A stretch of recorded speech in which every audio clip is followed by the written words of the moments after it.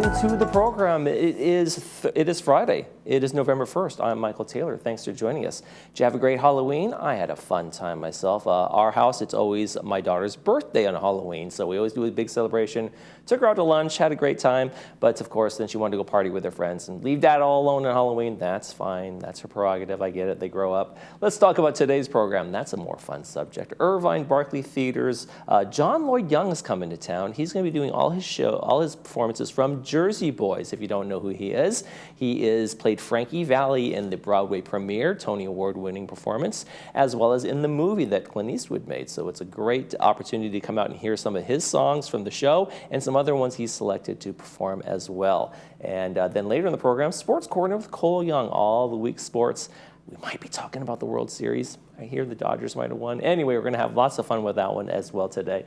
Let's talk about something else going on. It's a good time to kind of do pool maintenance because it's a little cooler. Maybe people aren't using the pool as much. So just so you know, every year, this is around the time when the pools undergo their routine maintenance, seal replacements, general mechanical things, cleaning. This is a good time to do that. Pool 4 is scheduled to close for about 5 weeks, starting on Monday. So make sure you plan around that. Don't go to Pool 4 for any of your exercise programs, classes, or just regular swimming. Use the other pools. They'll be able to do that. And a lot of the fitness programs that are usually at Pool 4 are now being relocated over to Pool 1, so check the schedule. Hey, let's take a look outside. We talk about that cool weather, and we've got it. We got some partly cloudy skies today. We have a slight chance of showers on Saturday evening. So no guarantee on that one, but just a slight chance. So we keeping that in the forecast for now. Then on Sunday, we got temperatures in the 60s, and we do a little bit of a warm back up. No real warming there, right? The 72 is going to be the kind of the high for the whole week, and then in the 70s for the rest of the week. So enjoy that forecast. Watch out for sprinkles if they happen on Saturday night into Sunday morning. Let's take a look at our sunrise and our sunset while we're at it. Beautiful picture over here near Gate 14 by Dave Southworth. Dave, thanks for this picture. Beautiful kind of silhouette of this beautiful tree out there, like a weeping willow type tree, I think. Something like that. So beautiful shot. Sunrise this morning was 7:10. Sunset tonight is going to be 5:58. If you'd like to send us a photo, we'd love to use it. Email it to us over here at lagunawoodsvillagetv@gmail.com. You can send us your name with that and where you took the picture, and we will use it on our sunrise sunset segment. There's one meeting to talk about, and then when we come back, Bree will be talking to John Lloyd Young, who's performing at the Irvine Barkley.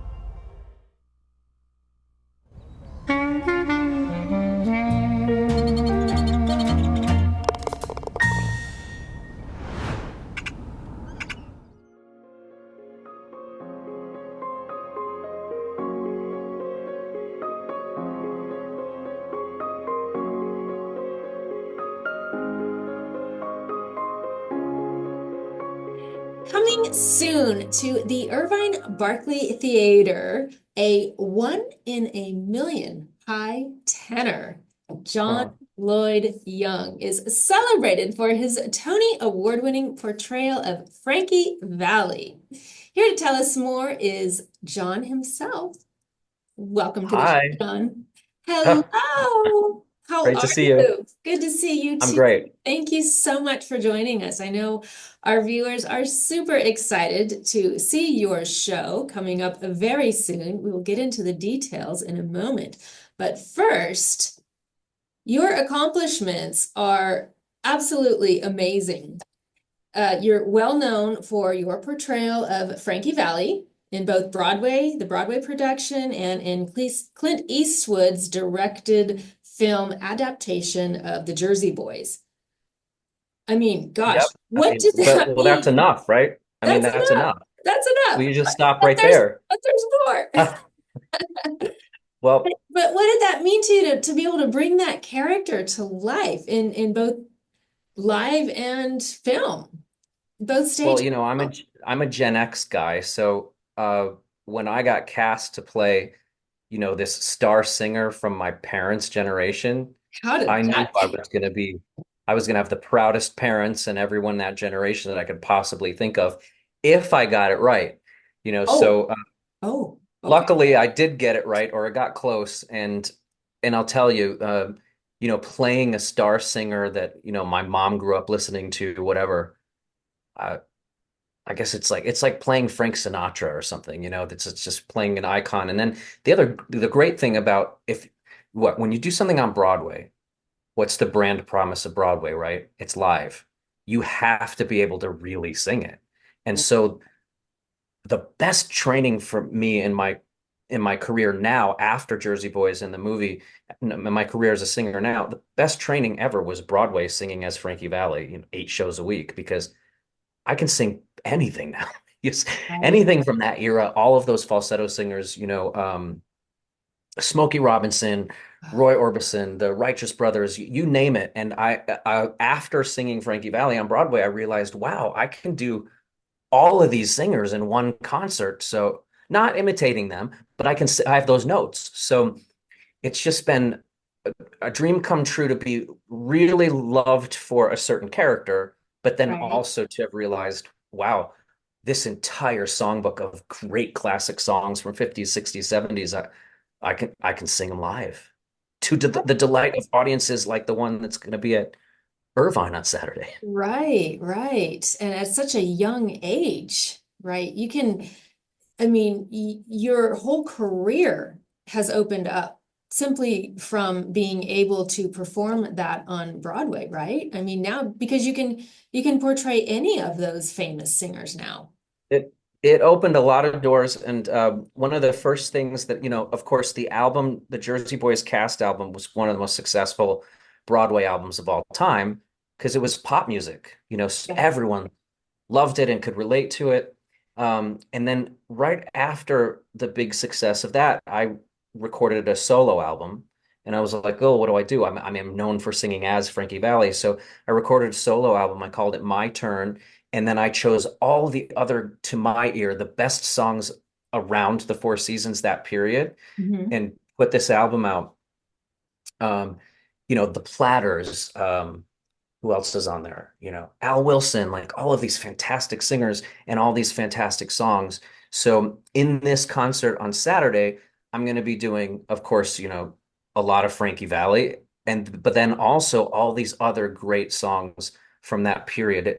You know, Sometimes in any profession, you gotta like ride the horse in the direction it's going. And so Right. my first big break was playing this doo-wop star, and since then, when people call on me to sing, it's been, they want to hear that era of stuff. And I gotta say, what is that book, that Malcolm Gladwell book, 10,000 Hours of Practice Makes You a Master? I mean, I have been singing these songs for so many years now that I gotta say, when I sing "Ooh Baby Baby" or whatever, hey, I sang "Ooh Baby Baby" for Smokey Robinson and a trip to Cuba. It was one of the accomplishments that you kind of mentioned, right? I went to Cuba for Obama years ago, and sang "Ooh Baby Baby" in front of Smokey Robinson, who wrote it, Oh and then my he invited me goodness. to sit in first class with him on the way back to LA. So I must have done all right. So it's just I've got to meet all these people because you play Frankie Valli. The people who know him want to meet you. They want you to sing their songs. They hope you will. Little Anthony I've become friends with. Um, Mel Carter, who famously sang "Hold Me, Thrill Me, Kiss Me," which is now one of my classic songs that I sing. I mean, he's heard me sing his big song. It's just it's just been so. And of course, Frankie Valli. I Right, mean, right, of Of course. course, I've hung out with him several times, even on Clint Eastwood's set, which was a little tricky, to have him watching me play scenes on set. But even Frankie Valli and I have a nice relationship, and of course, I'll talk about deeper about these stories in the concert too. Right. So those are just great memorable moments that you can reflect on for the rest of your life. So after Absolutely. achieving so much in your theater, music, film, I mean, what are your new creative challenges or goals that you're excited to pursue in the future? Well, I'll tell you so these concerts, like the one I'm about to do on Saturday, Uh-huh. I guess people assume that if you can sing well, you know how to give a concert. But remember, my first big break was as an actor playing a singer. And so it actually is a big learning curve to go from being an actor portraying a character, wearing a costume, you have a director, it's fictional, to going out in front of an audience as yourself. That's kind of scary because you don't have a character, Very you're scary. just you. You're And a so lot of us become, vulnerable. yeah, I mean, a lot of us become actors because we aren't so sure if we like ourselves that much and we want to play other people. But I have to say that over the years, playing places like the Cafe Carlyle in New York or the Kennedy Center, whatever, it's been several years now that I've been doing solo concerts. And to answer your question, that's what I've been really enjoying working on is being brave enough to stand up there as myself and then do this excellent live singing because that doesn't happen so much anymore. Right. Live singing and Broadway was that experience. So for me, it's very special to get up in front of people and do something in front of them that they know is the real thing and to Right. be somebody who can do the real thing. So I I right now want to focus on excellent singing for as long as I still have the pipes. Right. And so your parents must just be so proud of you. I mean, just like I said, this was an artist they grew up with, Frankie Valli, and over the years when other things have happened, like I was in Florida and I was singing Little Anthony's Hurt So Bad, and I pretended to forget the lyrics in the middle of the song. And I You went into the wings. pretended. I said, "Oh, yeah." I was like, "Oh, hold on a second. I forgot something backstage." And I walked back out with Little Anthony, and we, Oh, that's sang it together. fantastic. Those sort of things, like those surprises that have come up over the years that were totally unanticipated, I think those delight my parents and the people, in my family that generation the most, because it's like, geez, what superstar is he gonna be hanging out with now? I mean, Clint Eastwood is, what an icon, and to I do mean, a you're at movie the with top of the him, top here. it could have been the only way it would have been better is if he was acting in the movie, but to have him as a director was a pinch me Yes. moment. And Yes. coming from New York and being on the Warner Brothers lot and making a movie at Warner Brothers where they made so many classic movies, As a it's that child, did was you imagine yourself doing this? I, as a child, I it's really funny because what happened for me in my life is kind of the dream that I had because I was that little kid watching The Music Man with Robert Preston, the movie for Warner Brothers, with my Really? grandmother. Yeah, so my Oh my grandparents, they grew up in New goodness. York. They saw him on Broadway. I knew when I was 8, this guy won a Tony Award. He originated on Broadway. He made the movie for Warner Brothers. Then I grew up to originate Jersey Boys, win the Tony, and make the movie for Warner Brothers. So it was the culmination of a lifelong dream to do that. And then it's gone off in other interesting areas, like now, like these concerts. I didn't expect. I entered as an actor, so I didn't expect to be doing concerts. But I gotta say, it's what I'm doing now, and it's what I like the best because now I actually am very secure. And I do like myself, and I like to get up there as myself and talk to people and share these stories and share these really fantastic songs. Most of the time, excellently sung. So yeah. Well, you have a tremendous gift, and I applaud you for getting yourself out there and showing up as yourself and having the confidence to do it because you bring such warmth to everybody's hearts. So, and Thank you. you're It's a privilege to be able to entertain people and to have a skill that people are moved by. So absolutely the older I get, the wiser I get about how much of a privilege that really is. And I love these classics that I'm going to sing on Saturday. Classics are classics for a reason because they right. hold up. They hold up. And it's just a real privilege to be able to share beautiful music with people who really appreciate it. Well, let's remind folks about the details. So it's Broadway's Jersey Boy, Saturday, November 2nd at 8 p.m. at the Irvine Barclay Theater. You can get your tickets at thebarclay.org. John, what an absolute pleasure having you on the show today. I wish you Thank the you. best Looking of forward to seeing you luck. all. Thank Yeah, you. Okay. thanks again.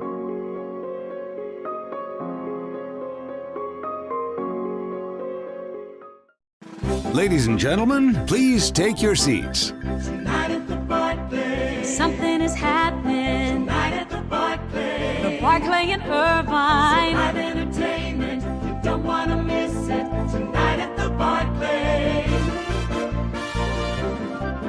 Cue the lights, take your seat, and it's right down the street at the Barclay.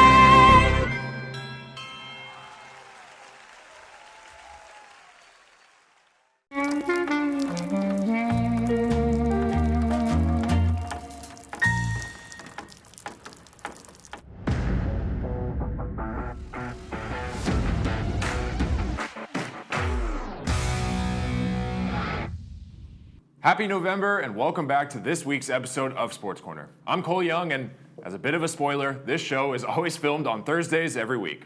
That's why every now and then my predictions are wrong, and that's why I'm wearing my 80s Halloween costume, fit with Star Wars shirt and all.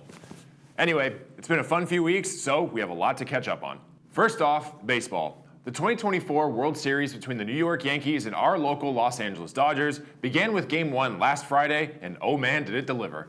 With the game tied at 2-2 at the end of the 9th inning, into extra innings we went. In the top of the 10th, Yankees' Anthony Volpe hit a grounder to shortstop, which allowed Jazz Chisholm Jr. to score, putting New York ahead 3-2.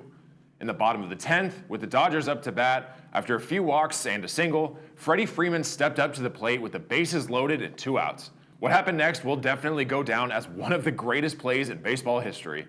The very first pitch from Nelson Cortez to Freeman was a 92-mile-an-hour inside fastball, and Freeman came out swinging.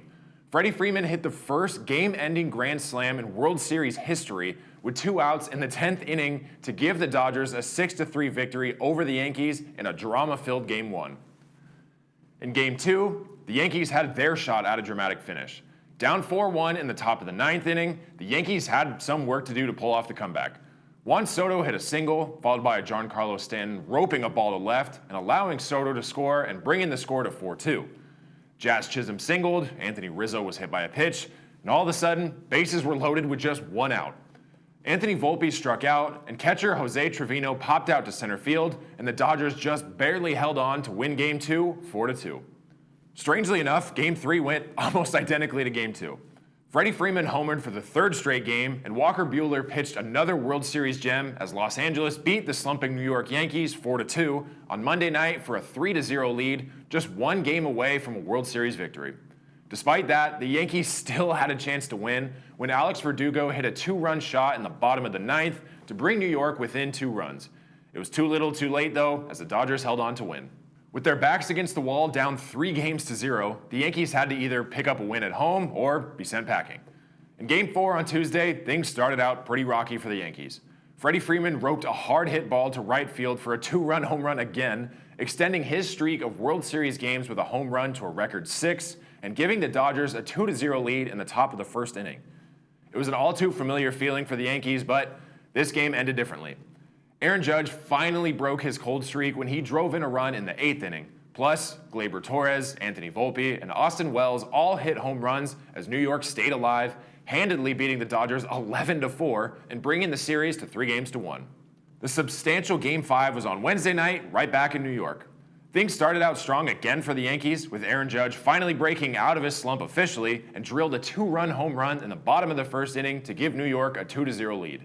In the very next at-bat, Jazz Chisholm Jr. followed it up with another home run, making the lead 3-0 in the bottom of the 1st. A Verdugo RBI in the 2nd and then a Giancarlo Stanton solo home run in the 3rd quickly made it a 5-0 ball game, and the Yankees looked like they were going to cruise into Game 6. However, there was a lot of game left. Hit after hit by the Dodgers in the 5th inning made this a tie ball game. Fast forward to the bottom of the 6th, another RBI by Stanton would have Soto score, and the Yankees could breathe a sigh of relief as they regained a 6-5 lead. That relief didn't last too long though, as Gavin Lux and Mookie Betts each hit a sacrifice fly in the 8th inning, turning the lead in their favor yet again. The Dodgers were hanging on to a 7-6 lead, and into the bottom of the 9th inning we went. It was shaping up to be yet another nail-biter finish in this World Series, but the Dodgers could not be denied. A ground out and 2 strikeouts by the Yankees later, and the Dodgers were World Series champions. Of the 234 teams to trail by 5 or more runs in a series game, the Dodgers became just the 7th to win. The Dodgers earned their 8th championship and 7th since leaving Brooklyn for Los Angeles, their first in a non-shortened season since 1988. They won a neutral site World Series against Tampa Bay in 2020 after a 60-game regular season. Naturally, Freddie Freeman was named World Series MVP. Moving away from all the dramatics in baseball, the NFL has had its fair share of drama lately as well. 2 weeks ago, I talked about the major trades around the league when Devontae Adams was traded to the Jets and Amari Cooper was sent to Buffalo.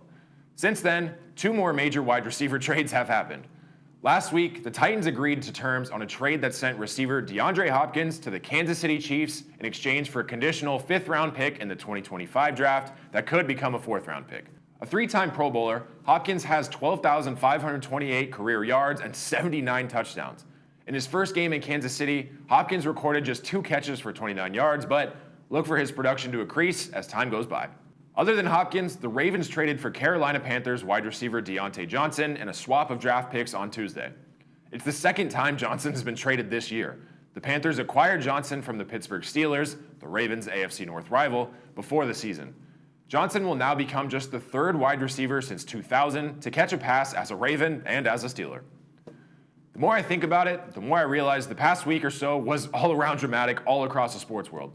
On Sunday morning, we were treated to one of the greatest endings to a football game in a long, long time. With just 25 seconds remaining in the game, Chicago Bears running back Roschon Johnson ran in a 1-yard score to put the Bears up 15-12 over the Washington Commanders. By all means, this game was over, and the Bears were about to walk out of Landover, Maryland with a win. But, to quote Yogi Berra, it ain't over till it's over. Commanders quarterback Jaden Daniels scrambled around for nearly 13 seconds and heaved the ball from the Washington 35-yard line with 000 showing on the clock. The pass tipped off the hands of Zach Ertz outside of the end zone and miraculously into the waiting arms of Noah Brown, who was standing alone in the end zone for a 52-yard Hail Mary touchdown that gave the Commanders an impossible 18-15 victory that sent players, coaches, and fans into a complete frenzy. This play has already been dubbed the Madhouse in Maryland. According to ESPN, the Bears had a 97.9% chance to win that game following their late touchdown. After the climactic ending to Week 8, we're officially approaching the midpoint of the season. The Chiefs are still undefeated, sitting on top of the league with a perfect 7-0 record. Other than Kansas City, here's a look at the current playoff picture. After their Hail Mary, the Commanders are currently the number 2 team in the NFC with a 6-2 record. After the Vikings' 6-0 start, they've lost 2 straight to the Lions and Rams, and have dropped down to the 6th seed, but still have solid odds in making it to the postseason.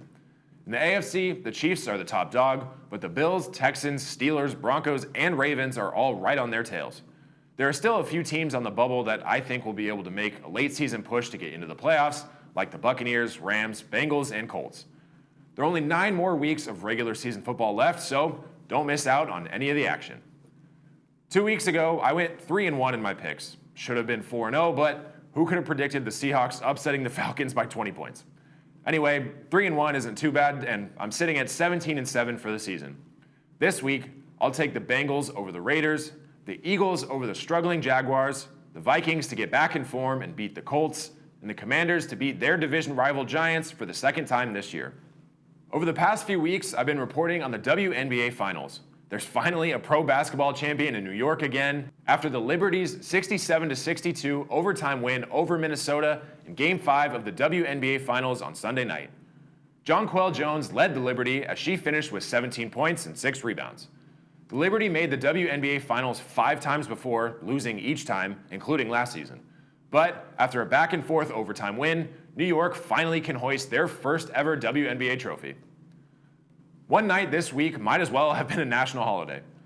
Monday, October 28th marked a sports equinox, which means 4 of America's major sports leagues all had games happening at once. There was the continuation of the early games of the NBA and NHL regular seasons. There was Monday Night Football. There was Game 3 of the World Series. There were even MLS playoff games. This was just the 31st sports equinox in history. As a funny but kind of mean fun fact, in a moment that can only happen during a sports equinox, all 4 of New York's teams that played, the Yankees, Knicks, Giants, and NYCFC, all lost their games. Sorry, New York fans, at least the Yankees pulled off the win the next night. While there's no equinox this weekend, there's still NFL, college football, NHL, and NBA regular seasons, and so much more to enjoy across all of the sports world this weekend. So be sure to check out as much as you can and come right back next Friday for more news, updates, and highlights. I'm Cole Young. Enjoy the fall weather on the first week in November. Happy belated Halloween. I'll see you next time.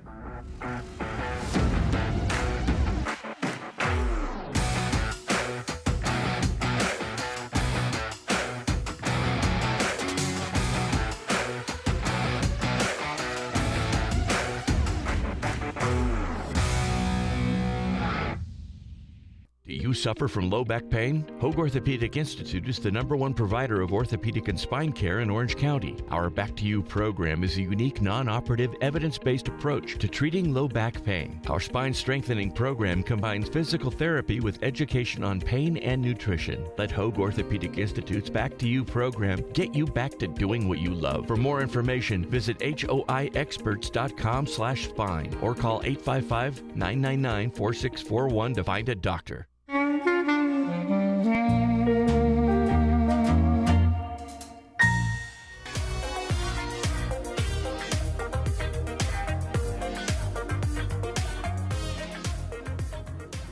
Hey, welcome back, everybody. Let's talk about our movies. We got a Friday and Saturday one lined up for you. On Friday, we're going to show you The Inside Man. It is with Denzel Washington. Came out in 2006, and it is brought to us by Pacific Financial Planners. Going to be at 2 p.m. with the subtitles, 6 p.m. without the subtitles. And it is the story of a police detective, a bank robber, and a high-power broker enter high-stakes negotiations after a criminal's brilliant heist spirals into a hostage situation. Kind of scary, kind of fun. It's one of those fun thrillers, and so if you want to watch that one on Friday, stay tuned for that. Then on Saturday, we have The Fall Guy, and that stars Ryan Gosling, and it came out just earlier this year, and it is brought to us by RadNet. It's going to be on 2 p.m. with the subtitles, 6 p.m. without the subtitles. A stuntman fresh off an almost career-ending accident has to track down a missing movie star, solve a conspiracy theory, and try to win back the love of his life while doing his day job. That's a lot to pack into one movie. What could possibly go wrong there? Well, you'll have to find out on Saturday at 2 p.m. and 6 p.m. All right, let's take a quick check of the weather before we head out. And we got some great weather ahead for the next couple days. One slight interruption might be on Saturday, where we look like we have some evening shower chances, but really it's about 5% chance of that. So probably just going to be mostly cloudy Saturday night, and maybe a wisp of a sprinkle or two here and there. Otherwise, we got temperatures in the low 70s and high 60s for the rest of the week, so look forward to that. Tomorrow on the program, we have folks from Community Bridge Builders coming in and Bocce and Social Club. They got a big bingo event coming up that you want to know about.